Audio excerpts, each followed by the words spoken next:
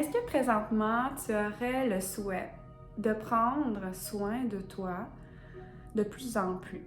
Est-ce que tu aimerais créer un petit peu plus d'espace et de temps pour qui tu es, apprendre en fait à te prioriser à travers, bien sûr, continuer à prendre soin des autres?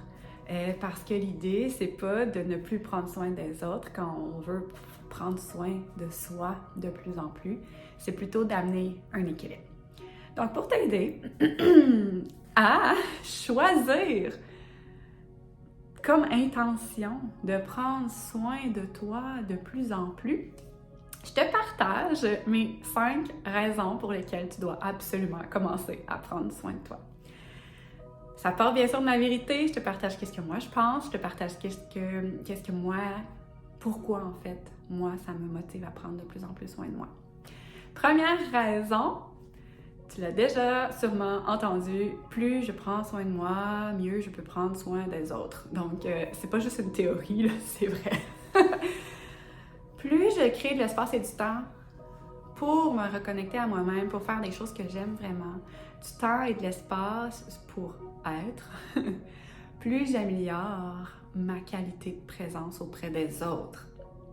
Je l'observe clairement, quand que nous, à la maison, là, on a les enfants, 3, 4 enfants avec nous, si j'arrive pas à me prioriser à travers cette semaine-là, les dernières journées, c'est vraiment pas la meilleure version de moi-même que j'offre à ma famille. Je suis plus impatiente, plus facile d'avoir des émotions, plus de tristesse, plus de colère qui montent. Mais en fait, ça n'a rien à voir avec eux, ça a à voir avec moi. C'est moi qui n'ai pas pris assez de temps et d'espace dans ma semaine pour équilibrer mes énergies, pour offrir le meilleur de moi-même. Plus je prends soin de moi, plus j'offre la meilleure version de moi-même. Deuxième raison pour laquelle on prend soin de nous, c'est, en lien avec ça, équilibrer nos énergies, ok? Donc, peut-être que tu sais déjà ou que tu ne sais pas encore, mais clairement, un humain construit d'une énergie qui est plus masculine et une énergie plus féminine. En fait, c'est pas tant l'homme et la femme, mais c'est plus l'énergie du faire et l'énergie du être, ok? Donc, moi, j'ai plutôt le profil de l'énergie du faire. Donc, c'est facile pour moi de passer à l'action, d'avoir un agenda très rempli, de surbooker, de faire passer les besoins des autres avant les miens, de répondre aux besoins des autres, de dire oui avant même de prendre le temps de me poser la question. Donc, j'ai eu à travailler, et je travaille encore, à équilibrer cette énergie-là, à me permettre de créer des moments et des espaces où est-ce que je peux être, où est-ce que je peux recevoir plutôt que donner, que je peux accueillir, que je peux laisser de la place pour ma créativité, que je peux laisser de la place pour mon bien-être. Donc ça, c'est hyper essentiel si tu veux attirer à toi des relations équilibrées. Parce que tu vas attirer à toi qu'est-ce que tu as besoin et qu'est-ce que tu vibres. Donc si tu es une personne qui est beaucoup dans l'action et qui va au-devant des besoins des autres, tu vas attirer des gens qui se déresponsabilisent. Parce que si tu le fais, pourquoi eux le feraient? Puisque ça leur demande de l'énergie de le faire et toi, tu le fais pour eux. Donc, tu dois accepter de faire des choses quand tu en as vraiment envie et équilibrer aussi ton énergie féminine pour créer de l'espace pour recevoir, que d'autres puissent faire pour toi ou encore que tu fais des choses vraiment pour toi-même, pour te nourrir et recevoir. Troisième raison, connecter à son intuition. Quand je me donne du temps et de l'espace pour moi-même, où est-ce que je prends soin de moi, où est-ce que je fais des choses que j'aime vraiment, c'est là que j'arrive à connecter à qui je suis vraiment.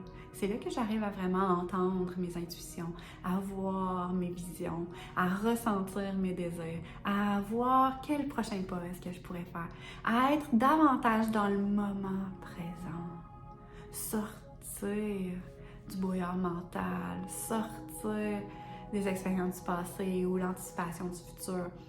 Donc, c'est sain pour moi, pour mon corps, pour ma tête, pour mes émotions, pour mon énergie, de prendre de plus en plus de temps pour moi. troisième élément, ça me vient de Gandhi. Sois le changement que tu veux voir en ce monde. Donc, sois une source d'inspiration. Tu es observé par les gens qui t'entourent, par les gens que tu côtoies. Alors, donne l'exemple. Si on veut un monde où est-ce qu'il y a un meilleur équilibre entre donner et recevoir, toi, prends le temps de t'offrir des moments.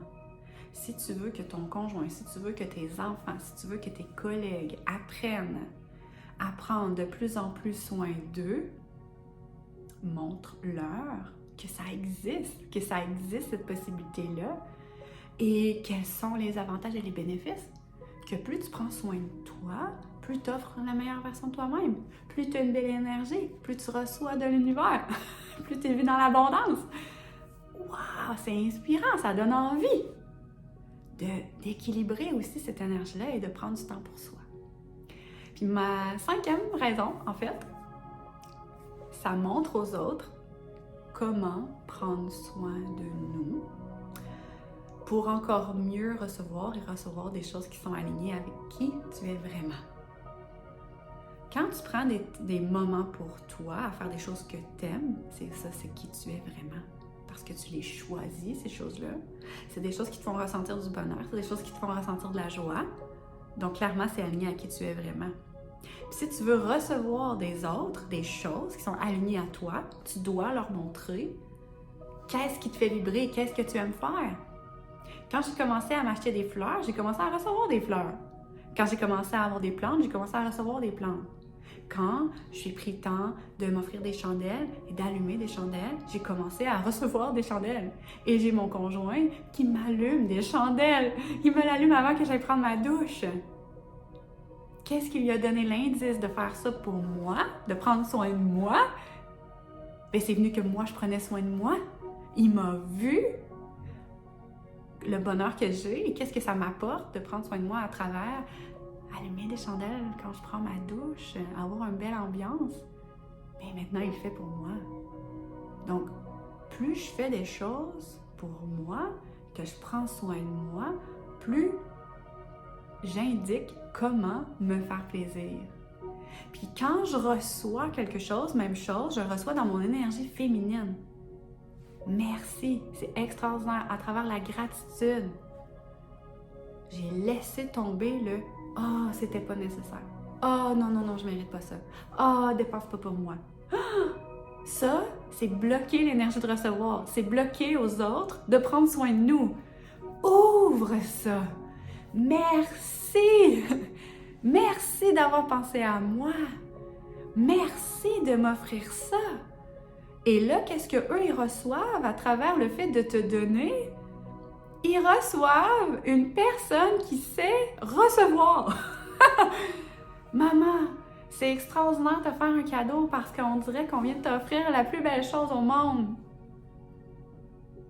Ça donne envie aux autres de te donner et de prendre soin de toi quand tu l'accueilles plutôt que quand tu le bloques. Donc, plus tu prends soin de toi, plus on prend soin de toi et plus tu peux prendre soin des autres. Tu vois-tu la puissance que ça a? Donc, prendre soin de soi, là, c'est pas de dire « me first », c'est pas genre « je prends soin de moi en premier », non. Puis c'est pas de tomber dans « je dois prendre soin des autres en premier », non.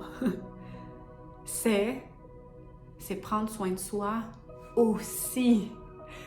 Je suis importante et l'autre aussi. L'autre est important et moi aussi. J'active en toi le souhait de prendre de plus en plus soin de toi parce que c'est bon pour toi et les autres.